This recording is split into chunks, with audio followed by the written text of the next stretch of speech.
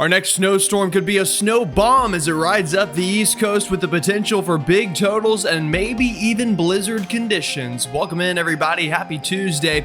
Got the latest information for you on what could be the big one for some folks up the East Coast this weekend. And I know we just had the big one for others, but every storm is different. And this one, I think, could really bring the wind with it this time and hopefully cutting down on ice and upping up snow totals. But we've got a lot to figure out, and I've got all the latest details for you in today's video. If you're new to the channel, though, it's a pleasure to have you, everybody. Welcome in. My name is Gerald. I'm a meteorologist at WCCB Charlotte. If you haven't already, go ahead and like the video, subscribe, and hit the bell for the latest notifications. Folks, we are well on our way to 100,000 subscribers. We are not far at all. There's a very real world we could get there really within the next couple of weeks if things stay as active as they are. And if you folks keep smashing the like button and subscribing like you have, again, very grateful for all of you for doing that here on the channel. Another thing, folks, we all know this is an expensive time of the year with these storms. You got to pay for the generators, you're paying for the bread, the milk sandwiches, and all other sorts of things. I've got a way that you can get some of that money back, though, and that's by downloading the free Cash App. It's free, and if you download it using my link in the description or the QR code, you can get money just playing games. That's right. They literally pay you to play games, and if you don't feel like doing it, you can hand the phone to your kid or your grandkid, get them to play and get some of that money back in your wallet, and you also get a $5 bonus when signing up with my QR code here on your screen or the link in the description, and you can get up to $200 in your first week just playing games. All right, with that said, let's get right on into it, folks, and give you the latest. Next to me is our overnight Canadian model showing this potential for this big storm to ride on up the coast. And it's a setup that screams nor'easter, it screams Miller A, but there are some fine tuning of the details that we're definitely going to need to do between now and when this storm would likely begin coming up towards this weekend. But you can see there on the Canadian, bombs this thing out, bomb cyclogenesis, as we like to say. And if you're thinking, all right, well, maybe this guy's just crazy and he's making stuff up for clicks and all those crazy things that people like to throw around. That's not the case, folks. Check it out. Even the National Weather Service, yes, the experts here are also sounding the alarm, saying that the probability of at least minor winter weather impacts are starting to get into that good old-fashioned red territory. That's at least 60 to 70% out here into the Carolina coastline, into southeastern Virginia. And if trends go the right way, we could up those numbers even more. As I said, though, there is fine tuning to the forecast that absolutely needs to be done, and that starts with the upper level forecast. Let me show you what I'm talking about and what we really need to pay attention to over the coming days, and then we'll get into those good models, the ones you want to see with the big time numbers and the big time totals. As I said, the setup for this storm is classic for a nor'easter and a Miller A. Let me show you why that is. We've got all the things you want to see on the map here, and let me explain what I'm showing you. This is 500 millibar height anomalies. Basically, this is just where do we have cold air and lower pressure in the atmosphere, and where do we have warmer air or ridging in the atmosphere. And the European model or the European ensembles here, which is one of our more reliable tools, showing we've got a spiking ridge out west, and that is forcing the shot of cold air down into the eastern United States. Notice all of this blue right into here. That's the cold air, and that's the energy we need for a storm. You also have blocking above it, meaning it's trying to keep it into place, and that's why this pattern could go on even into February with an active track for winter weather through the eastern United States. But before we get ahead of ourselves, let me show you some of the differences in our models that we're going to need to iron out. They all show this piece of energy right here. This is Saturday afternoon on the European ensembles. But notice something. We've got this cutoff low pressure, meaning that trough kind of breaks away from the rest of the pattern and gets stuck here over the eastern United States.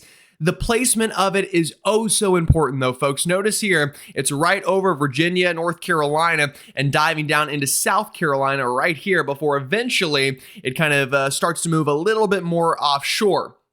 All right, so that's where the European has, at least its ensembles. That would still form a really big storm, but with a situation like that, it would be a little further offshore, meaning you'd have to be closer to the coast to get those winter weather impacts.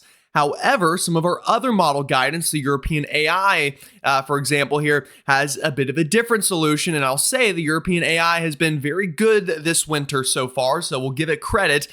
Notice the difference in the placement. it has that cutoff low further over towards Alabama and Tennessee and surrounding areas. I'll draw it here for you. Here's the L. That's the low pressure. What that does is that creates our area of lift closer to the coast, and that means more people would get in on that snowy action. I used this example yesterday. I'll use it again.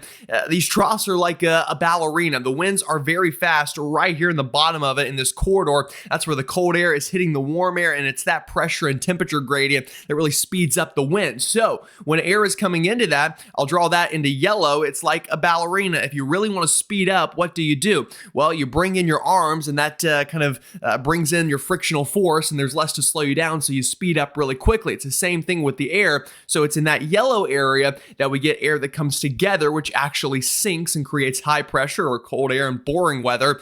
But on the other side, where the air has to leave that very fast wind maximum, it does the opposite. It has to spread back out. The air does the same thing. It's spreading apart. That's like when you're swimming in the pool. Think about it. You're swimming, you're removing water, but guess what? Water comes back up from below to fill its place. Same thing happens in the air. Air rises, it fills its place, and that creates a ton of rising motion, lowers the pressure, and you end up getting a bomb cyclone with a setup like this. But as I said, the million-dollar question is going to be, where is that upper level low? Is it closer to the coast or a little bit further west? That's what we're going to need to figure out over the coming days. But what I can tell you is either way, our models do show that we are going to have some sort of big-time coastal storm. Let's run through all of the latest data, and you'll see what I'm talking about. All right, let's start with the European model. And remember, this was the one that had the upper level low a little bit closer to the coast, which you'll see how that ends up playing out. It means our big storm, it's still there. It's just a little bit further offshore. Notice it does get a little bit of light snow into South Carolina, North Carolina. That would be Saturday morning, and then it bombs out, but it's just a little too far offshore for anything overly exciting. You get some snow in the Outer Banks. Like I said, you get some snow into the Carolinas, maybe out into Cape Cod, but other than that, it would be more of a Nova Scotia type storm than anything else. What about the Euro AI though? Like I said, this one was much more favorable in the upper levels, and notice what ends up happening here, and it's going to be all green here, but I'll show you. Actually, I'll just tell you, we've got plenty of cold air. That's not going to be a problem. So if you see green over your county, it's going to be snow in a case like this. It shows much more precipitation blossoming over the Carolinas. This is Saturday, kind of bombs out, pulls up the coast, and it's a full-blown nor'easter with blizzard potential into coastal New England, up into Nova Scotia, the down east areas of Maine, even the Chesapeake and the Delmarva. So you notice they both bombed this storm out. I think that is maybe not a guarantee, but that is becoming a very high in likelihood that we get some sort of bomb cyclone off the coast. But the difference between the two models is, where does that bomb cyclogenesis occur? Is it closer inland? Is it further offshore? I don't think cold air is going to be a problem up to this point, at least for 99% of us. It's just a matter of where does that low pressure form. You know, things will change. Last week, whenever we were looking at last week's storm, it kind of trended inland and further north over the span that we're coming up on. Will this one do the same? Will it go southeast a little bit, then maybe come back northwest a little bit? That's not something I can tell you or anybody can automatically tell you, but I can guarantee you we're going to see swings both ways, and potentially towards the snowier side, potentially to the less snowy side. But either way, I feel very confident we've got a big storm on our way. If the European concerns you a little bit, if you're a snow lover and you're thinking, all right, well, the European's not on our side, that might not be great. The Euro AI is, and basically every other model is. Let me show you the other models, and honestly, they get better and better for snow lovers as you go.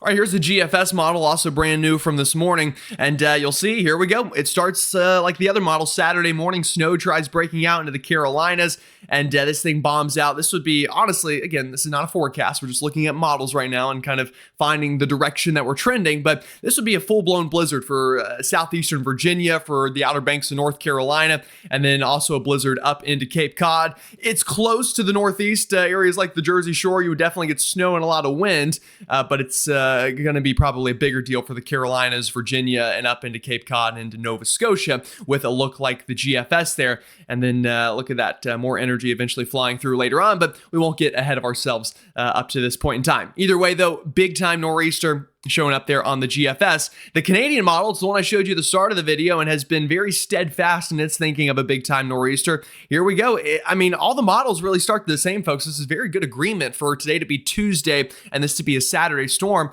Yeah, snow starts breaking out across the Carolinas Saturday afternoon. You keep it going, it rides up the coast into Virginia, into the Chesapeake, into Jersey, the northeast coastline, New England. It's a big snowstorm. Into the down east areas of Maine. Nova Scotia, I think, is sitting in a great place for a big time blizzard out of this one as it pulls on up the coast during the weekend. Another model, the AI GFS, remember, it's going to be all green here as the AI models are, but this is all snow.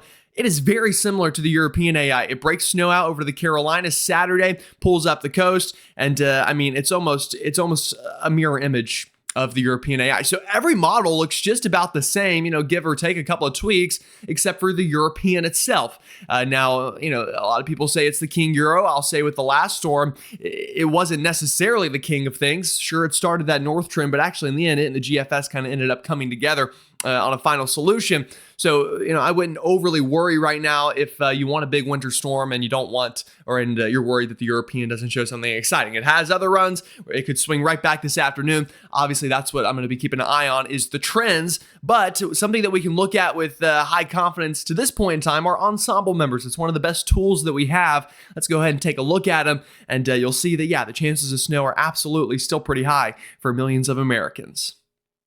All right, I know I keep hitting this point hard, but right now it's a bit of a model war. We've got everybody on one side and the European on the other. Let me show you ensemble members, and let me explain to you again what that is in case you're new here. Basically, we've got normal models. Those are the operational ones I showed you, your GFS, your European, your Euro AI, your GFS AI. Those are all just deterministic models. Ensembles are a bunch of little members thrown together to get a blend of things, or kind of an average we could call it that as well.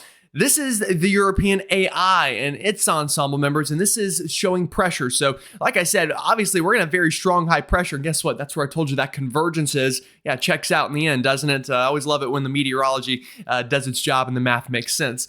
But down here towards the coast is where we have low pressure beginning to develop. And everywhere you see one of these little numbers, that is where one ensemble member thinks that low pressure system will be.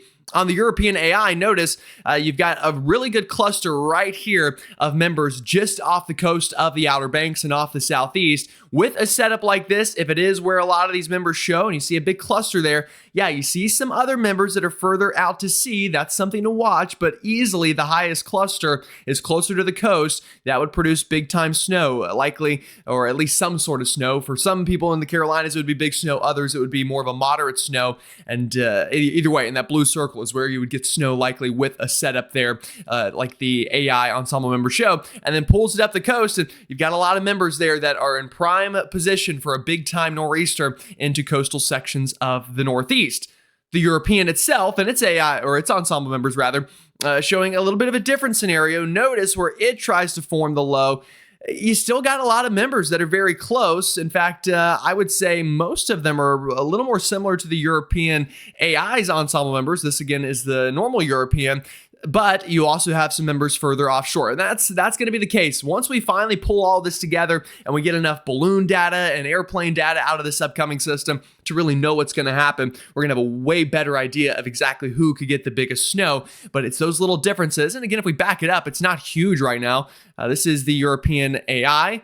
This is the normal European. The AI is just a little bit closer in its placement there and has a slightly higher agreement. So that's a good sign for snow lovers. The EPS is a little bit more spread out there, but you've actually got pretty good agreement there among the AI members. All right, so that's kind of, again, the setup and the difference between the low pressures. Let's end this out by looking at the probabilities of seeing snow with some of our main model guidance.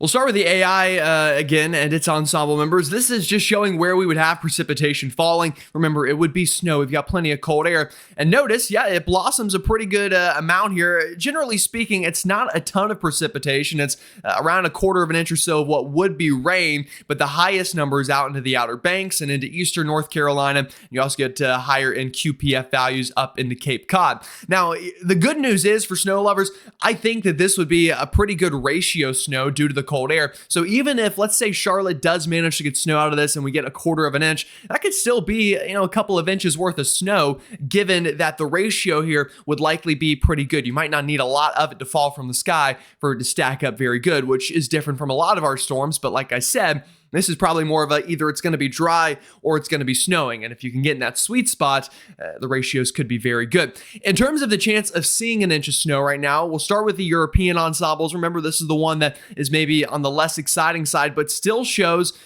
probabilities rising over the Carolinas, especially the eastern Carolinas and specifically eastern North Carolina. If you're in the Outer Banks, if you're out towards Greenville, New Bern, Fayetteville, maybe even Wilmington, Kitty Hawk, up towards Elizabeth City, Virginia Beach, Norfolk, Chesapeake, Hampton Roads, that area having some of the highest probabilities here on the European ensembles, and then tries to ride up the coast as well.